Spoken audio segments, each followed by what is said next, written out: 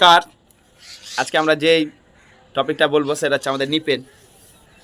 প্রত্যেক ঘরে প্রত্যেক মায়েদের, বাবাদের, অধিকাংশ মানুষের এই হাঁটুর সমস্যা নিয়ে খুব ভুগি।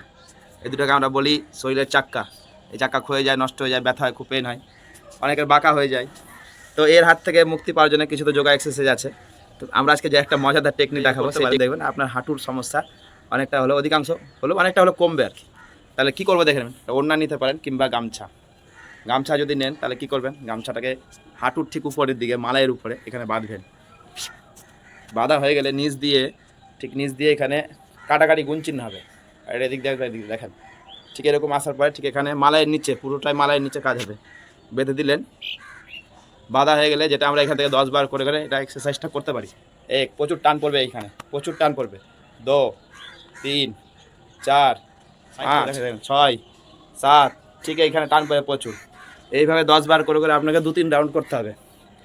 ঠিক হয়ে গেলে যদি 2 পায়ে হয় তো 2 পায়ের করবেন, আর যদি এমনি কেউ করতে চান তা করবেন। হাঁটু সুস্থ সবল ভালো থাকবে। 2 নম্বর এক্সারসাইজ যেটা করবেন, দ্বিতীয়ত সেটা হচ্ছে ওড়না দিয়েও আমরা করতে পারি। ওড়নাটাকেও আমরা এখানে বেঁধে দিব। যদি ভাবি যে বাঁধবো না বাঁধলেও হবে, আমরা এখান থেকে কাটাকাটি করে নিতে পারি। ঠিক এইরকম এই নিলেন, তল দিয়ে একই রকম প্রসেস। আমরা এখানে বেঁধে দেবো